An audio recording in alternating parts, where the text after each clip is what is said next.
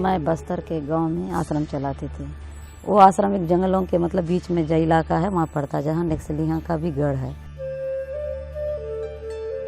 जिसमें मना ऐसे बच्चे थे जो अनाथ थे और इनके जो माता पिता हैं ना, इनके माता पिता नक्सली और पुलिस की लड़ाई में मरे गए थे। तो उन अनाथ बच्चों के लिए वही एक सहारा था।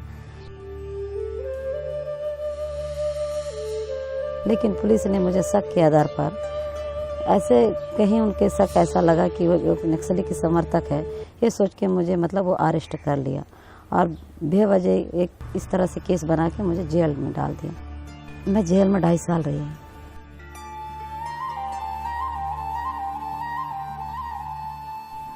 मैं सोनी सोरी को कोर्ट में रिप्रेजेंट कर रहा हूँ।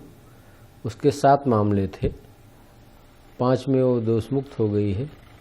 2 मामलों की स्थिति ये है कि एक मामले का निर्णय संभवतः 2-4 दिनों में हो जाएगा और एक मामला उसका लंबित रहेगा SR नोट कांड का।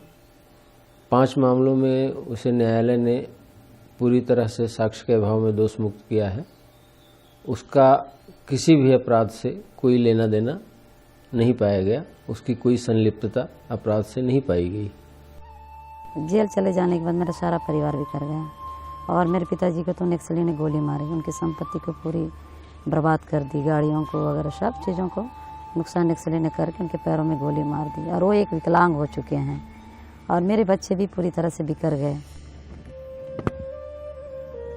लगभग वही 9-10 बजे रात को आया है। उसके बाद हमको उठाया, यहाँ से मारे गोली, ये तो बाद में लगाया हूँ, यहाँ से गोली मारने के बाद गिर गया। गिरने के बाद बाहर दोनों हाथ को पकड़ के घिसाते हुए बाहर निकाल दिया, पूरा लूट के ले गए। जितना दान कम से कम तो 1 ट्रक से ज्यादा ही था ना, फिर गाय बैल को सबको लेके गए। अंतिम में ट्रैक्टर को जलाया।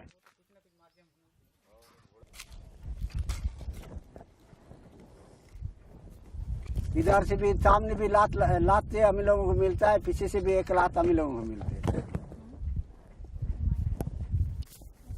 देखो ना, हमको गोली मारने के बाद मेरे लड़की को सोनी सोरी को, उसको फिर इधर पुलिस वाले पकड़ के ले गए।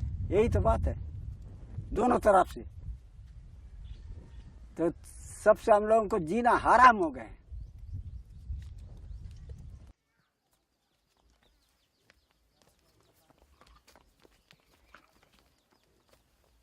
मेरी मम्मी तो पुलिस वाले ले गए। मम्मी ना मेरी बातें नहीं बोलती। वहाँ भी उसको देख के ना ये तो रोने ही लगा। वो कोर्ट में जाके इसको लेके गए थे ना।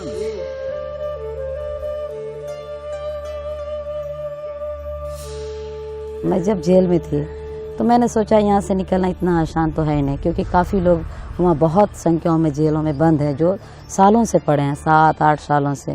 तो मुझे लगा मैं यहाँ से बाहर अपने आप को आज़ाद करना है तो मुझे क्या होगा। फिर मैंने अपनी मन की आवाज़ सुनी, उस हिसाब से मैंने मतलब लोगों को आवाज़ दिया, खत लिखा। इससे काफ़ी बाहर मूवमेंट खड़े हो गई है। जैसे कि अमेरिका हुआ, फ्रांस हुआ, यूरोप हुआ, लंदन, मतलब कई अनेक ऐसे देशों से मेरी मतलब आवाज़ वहाँ तक पहुँची। उन्होंने मेरी रिहाई के लिए बहुत अपनी कैंपिंग चलवाया, ये सब किया जिससे सोनी सोरी को रिहा करो। Stand up for Soni Sori on March 8th, 1 billion rising. Took an oath.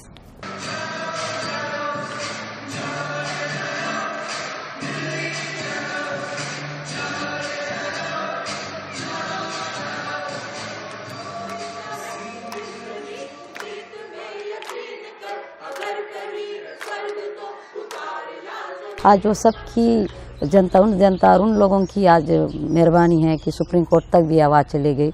Supreme court ने मुझे मतलब बेल दिया। जमानत देने पर फिर से मैं पुनः अपने छत्तीसगढ़ में अपनी जन्मभूमि में आ गई।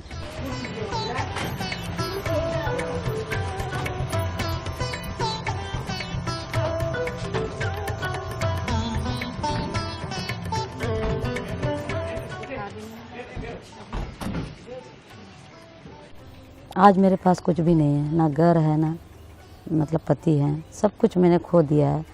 और मैं आज रिहाई होकर आने के बावजूद मैंने अपने बैंक अकाउंट भी चेक, उसमें भी मेरे 144 रुपये कुछ हैं। तो मेरी ज़िंदगी ऐसे ही है।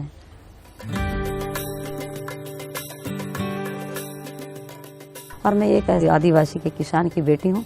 मैंने खेतों में हल चलाया है, धान काटा है और इस तरह से मैंने भी जंगलों से लकड़ी लाया है। तो मुझसे बेहतर ये सब चीज़ों को कौन समझ सकता। मैं आई हूँ आप लोगों के लिए, इस लड़ाई को करने के लिए, ताकि आप सबके बीच में मैं ये खुशियाँ दे सकूँ। मेरे अकेले की सोच और से नहीं होगा, आप लोगों का साथ चाहिए। आप लोगों की मदद से आप मेरा साथ दोगे, आप मेरे साथ आओगे तो जरूर ये लड़ाई भी जीतेंगे। एक दिन ऐसे शांति लाएंगे और इस तरह से एक बंदूक के सायों से इस तरह जो आज डर बने हुआ वो नहीं रहेंगे। और तभी होगा संभव कि आप सबका साथ होना।